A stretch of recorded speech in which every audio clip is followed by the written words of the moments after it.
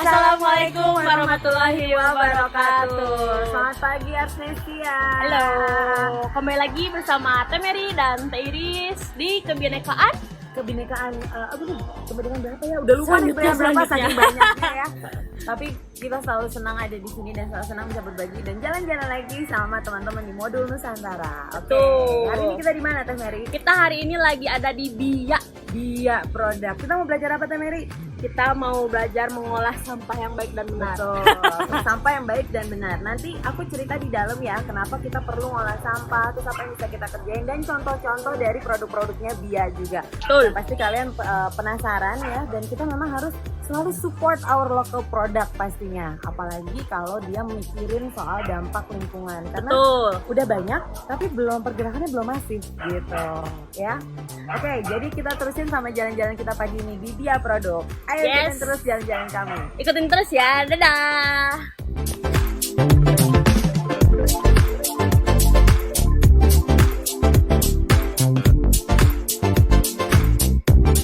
Karena kita di rumah udah mulai mencoba memilah sampah, sebenarnya telat mungkin ya, seharusnya dari dulu.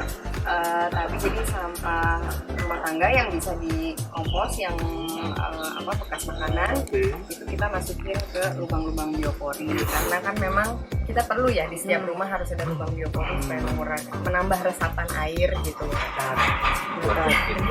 Sebenarnya tinggal beli di Tokped si alatnya, terus gitu. Jadi kita masukin ke sini.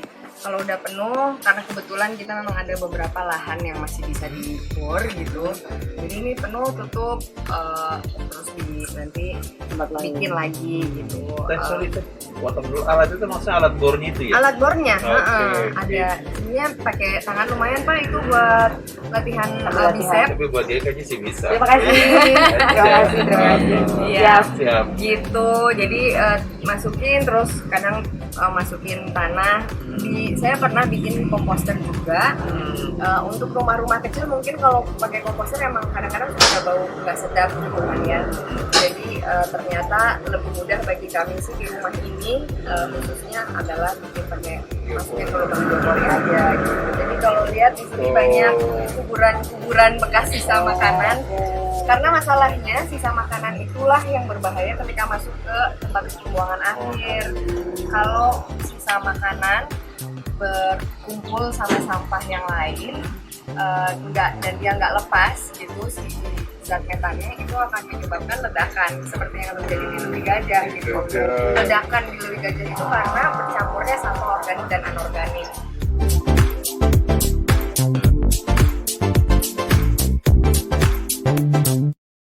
Teh Kenny, ini kan kata Teh Kenny tadi ini tuh tempat memilah-milah sampah. Nah tadi udah yang organik ya, ini yang anorganik. Terus gimana di divide-nya? Jadi saya juga lagi-lagi baru mulai mungkin beberapa tahun terakhir. Dulu tuh biasanya kalau tempat sampah di dapur gitu katakanlah dalam sehari tuh bisa penuh gitu. Sehari penuh, sehari harus buang-buang gitu. Kita memang pakai pengumpul sampahnya kompleks gitu kan. Nah ternyata setelah saya mulai pilah, jadi yang kardus dipisah sama kardus, yang perkertasan gitu ya, terus perkalengan, yang paling banyak tentu adalah plastik gitu. Setelah dipilah-pilah dan rajin sedikit dicuci gitu, ternyata itu tempat sampah dapur tuh nggak penuh-penuh gitu. Sebenarnya begitu banyak barang yang katakanlah kita bilang sampah gitu, sebenarnya itu bisa diolah kembali gitu.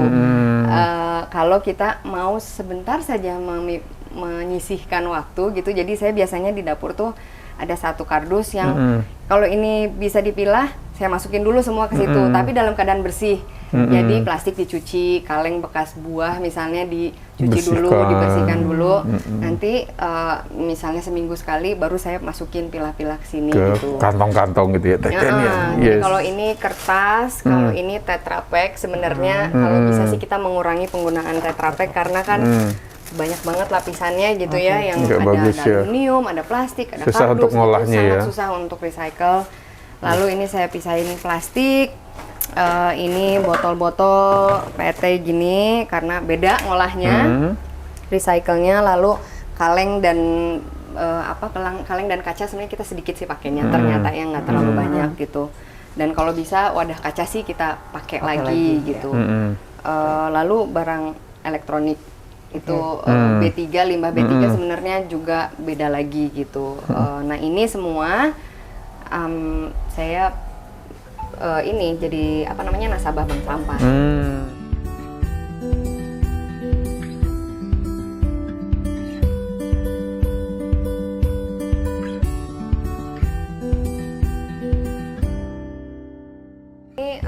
Tempat produksinya Bia, ini mejanya Pak Engkus di sini. Oke. Bagus. Jadi kita ngumpulin, ya bekerja sama Kang Asoy tempat bank sampah saya itu untuk ngumpulin sampah kresek. Karena ternyata kalau secara organik ngumpulin orang-orang untuk minta collecting kresek itu tidak mudah karena banyak yang sekali pakai langsung buang sebenarnya, atau dipakai buat tempat sampah lagi kebanyakan kayak gitu. Tapi rupanya kalau bekerja sama dengan bank sampah lumayan, kita dapat sekitar 8 kilo sampah seminggu dari Kang Asoy.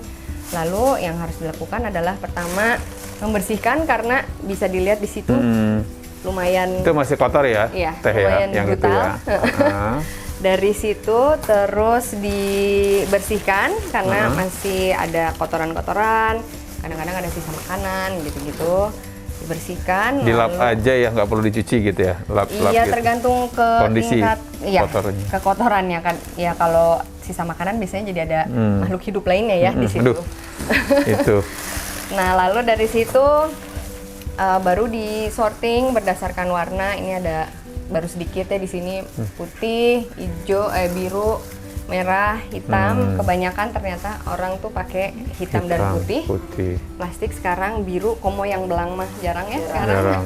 Dulu belang ya. Hitam putih. Ya, jadi kita lihat generasi gitu. Generasi. Terus habis gitu dipotong dari yang tadinya tuh Engkus lagi motong di sini.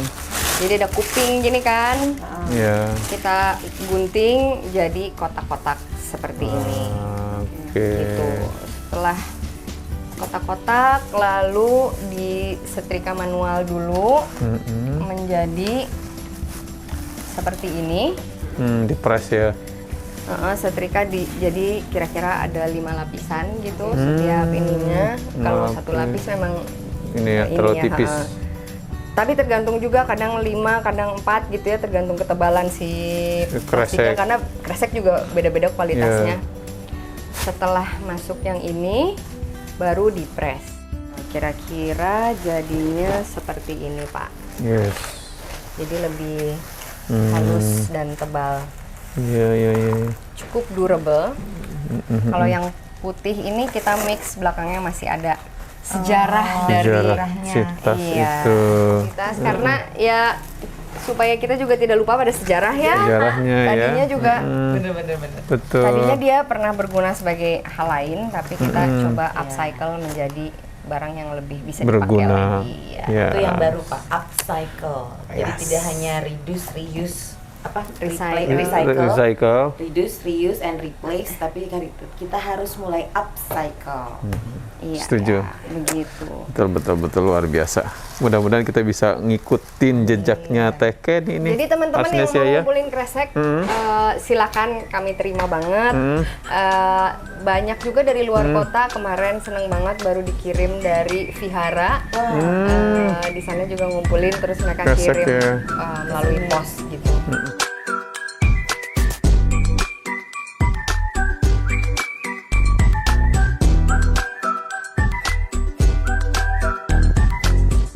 Sudah ada di ruang produksi, ruang jahitnya.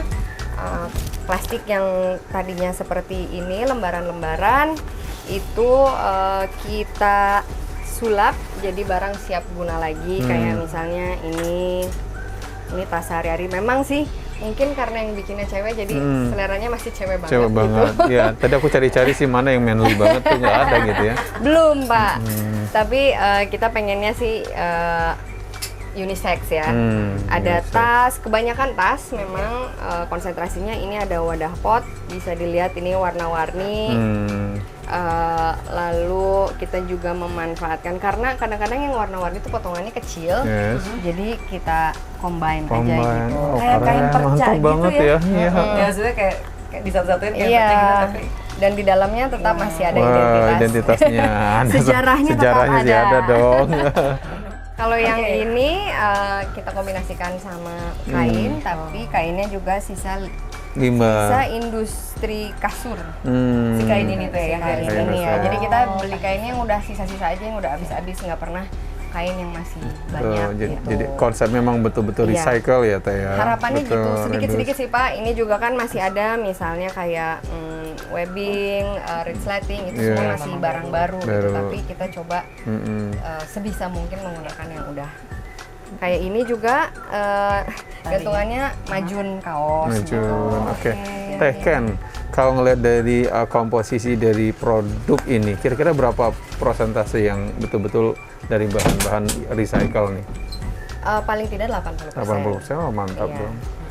Ya wajar lah 20% ya, resleting kan Iya. susah ya cari yang Gimana yang caranya? nanti Iya, malah kalau ini kualitasnya malah nggak 100% bagus. ya benangnya lah baru Pak. Oke. Tapi benang masih bisa di recycle ya.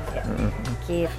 oke gitu. Terima kasih ya udah main ke sini. Sama-sama. Makasih banyak. Izin ya, Teh Kenny ya, biar anak-anak lihat footage. Jadi teman-teman dari Sabang sampai Merauke ini bisa lihat kayak apa sih dia, prosesnya seperti apa gitu ya. Kan syukur-syukur kalau mereka misalnya berminat gitu ya, mereka bisa lihat. Ada ya link descriptionnya, pokoknya kita kasih di bawah. Nanti mau bantu boleh, sumbang-sumbang sampah silakan. Bikin di daerahnya. Bikin di daerahnya lebih bagus lagi karena Dan nanti maksudnya undang pasti Teh Kenny mengedukasi. untuk memberikan edukasi. Iya. Ya. Iya. Berangkat. Dan nggak kalah pentingnya Arsnesia nanti apa namanya itu kalau misalnya Arsnesia ke Bandung ya Terisnya yang dari luar Pulau Jawa kita ajak nih main ke sini bisa lihat langsung Bisa rumah lihat produksi. pemandangan. Yes. di sini. Sambil makan ulen. Nah, belum tahu ulen kan? Ya, mari kita lihat Mari ulen kita di luar. lihat. Betul. Mari kita lihat ulen di Makasih ya luar. semua, sukses. Dah, sampai ketemu lagi di episode selanjutnya. Assalamualaikum warahmatullahi wabarakatuh. Yours? Yes, we are.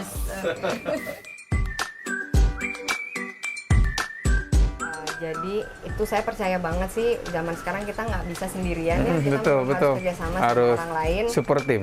Iya. Betul. Kalau mau maju ya harus maju bareng. Betul, gitu, betul. nggak bisa sendirian.